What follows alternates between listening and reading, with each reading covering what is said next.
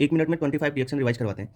Benzene है, benzene की reaction Br2Fe के साथ करवाओ, Br2Fe क्या कर देगा, Br प्लस इलेक्ट्रोफाइल देगा, तो Br बेंजीन पे लग गया। अब देखो ये एल्किल ब्रोमाइड बन गया है ना, ऐसा बन गया। तो इसकी मैग्नीशियम और ड्राई ईथर के साथ में करवाते हैं रिएक्शन, तो ग्रिग्नार्ड रिएजेंट जैसा फॉर्म हो जाएगा भाई। RX की रिएक्शन, अब R एल्किल भी हो सकता है, एरिल भी हो सकता है, तो उसकी Mg ड्राई ईथर के साथ में रिएक्शन करवाते हैं तो RMgX फॉर्म होता है, वैसे ही ArMgX फॉर्म हो जाएगा। ठीक है, ग्रिग्नार्ड रिएजेंट बन गया। अब इसकी रिएक्शन CO2 के साथ में करवाओ वाटर की प्रेजेंस में।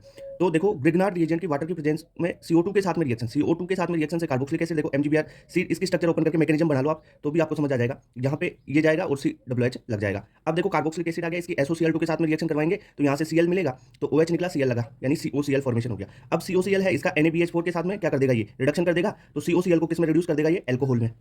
आई बात समझ में। अब एल्कोहल बन गया, मैं क्या करूं, इसमें CrO3 और एसीटोन डाल दूं। जो CrO3 और एसीटोन है ये माइल्ड ऑक्सीडाइजिंग एजेंट है, ये एल्कोहल को एल्डिहाइड में कन्वर्ट कर देगा, तो यहाँ पे एल्डिहाइड फॉर्म हो गया। अब देखो इसके पास कोई अल्फा हाइड्रोजन नहीं है, 50% KOH डाल दिया, तो अब आप बताओ इस रिएक्शन का क्या नेम होगा, नेम बताना है। तो मैं इसमें क्या होता है कि एक का ऑक्सीडेशन कर देते हैं, एक बार रिडक्शन कर देते हैं। CHO ग्रुप है, उसका मैं रिडक्शन करूं तो एल्कोहल मिलेगा, और एल्डिहाइड के ऑक्सीडेशन से कार्बोक्सिलिक एसिड का सॉल्ट फॉर्म हो गया। क्लियर बात। अब मैं इस अल्कोहल को ले लूं और इस पे एसिडिक KMnO4 डालूं इस अल्कोहल पे, तो एसिडिक KMnO4 क्या कर देता है भाई, इसको कार्बोक्सिलिक एसिड में कन्वर्ट कर देगा, ऑक्सीडेशन कर देगा इसका, तो ये COOH ग्रुप में कन्वर्ट हो गया। अब सोडा लाइम डिकार्बोक्सिलेशन CO2 ये जो C डबल बॉन्ड O है ये ग्रुप निकल जाएगा, यानी एक कम कार्बन हो जाएगा, कार्बन का डिग्रेडेशन होता है सोडा लाइम में ना, तो बेंजीन का फॉर्मेशन हो गया। अब इसकी HNO3 और H2SO4 के साथ में रिएक्शन करवाऊं, यहाँ से NO2 इलेक्ट्रोफाइल मिलेगा जो बेंजीन पे लग गया। अब नाइट्रोबेंजीन बन गया, इसकी SNHCl के साथ में रिएक्शन करवा देता हूँ, ध्यान रखना SNHCl है, तो ये NO2 ग्रुप को NH2 में रिड्यूस कर देगा। इंपॉर्टेंट है, याद रखना, कहीं भी आ सकता है ये। NO2 को NH2 में कन्वर्ट करना हो ना तो SNHCl डाल दो। अब NH2 है, इसकी CH3COCl के साथ रिएक्शन करवाऊं, तो जो इसके लोन पेयर है वो यहाँ पे अटैक करेंगे, यहाँ से Cl निकलेगा, SNE टाइप में रिएक्शन हो जाएगी। तो देखो यहाँ से अपन क्या कर सकते हैं कि एक हाइड्रोजन और Cl निकाल सकते हैं ट्रिक के रूप में।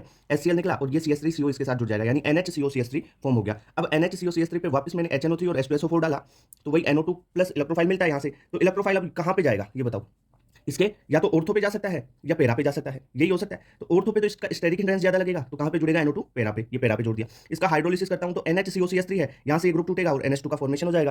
ठीक है, हाइड्रोलिसिस किया ना बेसिक मीडियम में, ओके। अब ये बन गया, इस पर मैं Br2 एक्सेस में डाल दूं तो क्या होगा कि ट्राइब्रोमिनेशन, जो ट्राइब्रोमिनेशन की स्टेप होगी, पर पेरा पे तो NO2 है, NO2 तो हटेगा नहीं, तो ये दोनों ऑर्थो पे क्या लग जाएगा, Br लग जाएगा। अगर NO2 यहाँ पे नहीं होता ना तो फिर Br पेरा पे भी लगा सकते थे, है ना।